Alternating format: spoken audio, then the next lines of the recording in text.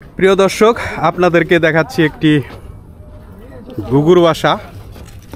ঘুঘুর বাসায় আপনারা দেখেন এখানে দুইটা ডিম পেড়ে রেখেছে। এদিকে আসছিলাম, ঘুঘুটা উড়ে গেল, আমাদের দেখে সে বিরক্ত হয়েছে। আর এই যে দেখতে পাচ্ছেন, পানি খুবই অল্প, কিন্তু এই অল্প পানির ভিতরেও প্রচুর পরিমাণে মাছ আছে। ওইখানে দেখা যাচ্ছে শয়তান মাছের পোনা, সেটা ভিডিওর ভিতরে হয়তো দেখা যাচ্ছে না। আর এই ব্রিজটার সৌন্দর্য দেখেন আপনারা,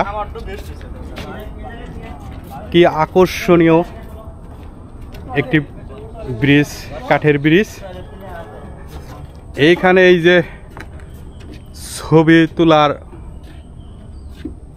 নেশায় যারা মগ্ন, এই যে সেরা ফটোগ্রাফার, তোলার স্টাইল দেখেন।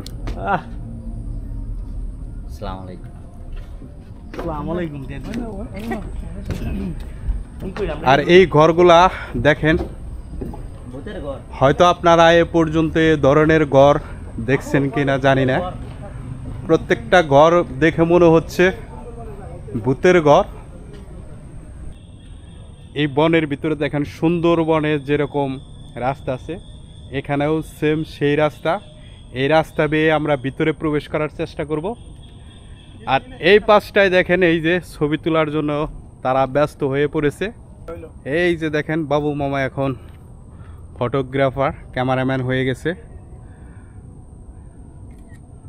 আর এই পাশে বুলবুল ভাই এবং আমার বুজুম ফ্রেন্ড মুন্নাফ হোসেন, তারা ছবি তোলার জন্য ব্যস্ত।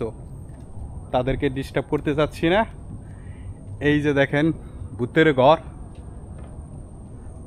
বনের ভিতরে, এই ধরনের বেশ কয়েকটা ঘর দেখা যাচ্ছে।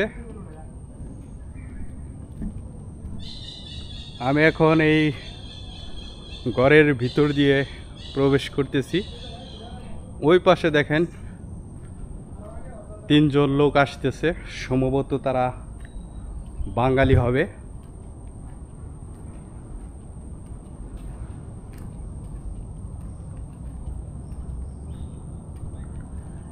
দেখেন, সেই বাংলাদেশের সুন্দরবন দেখে মনে হচ্ছে। আর এই পাশ দিয়ে দেখেন পানির স্রোত চইলা যাইতেছে, দেখতেই পাচ্ছেন কিরকম পানির স্রোত যাইতেছে। আমি এখন ওই ভাইদের সাথে কথা বলবো, দেখি তারা বাঙালি কিনা। আসসালামু আলাইকুম। কি অবস্থা ভাইজানেরা, কেমন আছেন? কোন পর্যন্ত গেছিলেন?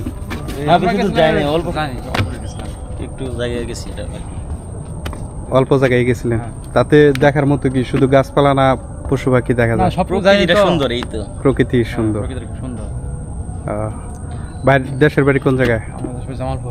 বাইর টাঙ্গাইল। কোন জায়গা? টাঙ্গাইল দিলদুয়ার। আমরা দুই ভাইয়ে এই গহীন বনের ভিতরে প্রবেশ করেছি। আপনারা দেখতে পাচ্ছেন, প্রায় সন্ধ্যা হয়ে আসছে, তারপরেও কিরকম ভূতের কুটকুটে অন্ধকার, এত তাড়াতাড়ি। এই বনটা এতটাই গহীন বন যে কোনো মানুষজন নেই। এই বনের ভিতরে কিন্তু প্রিয় দর্শক, আপনারা জানেন বড় বড় অ্যানাকোন্ডা সাপ থাকে। অনেক সময় এই ব্রিজের ভিতরেও দেখা দেয়। কাজেই কোথায় সাপ আছে, কোন গাছের ভিতরে আছে, একটু চোখ কান খোলা রাখা চলতে হইব, কারণ যে কোনো মুহূর্তে যে কোনো ধরনের দুর্ঘটনা ঘটতে পারে।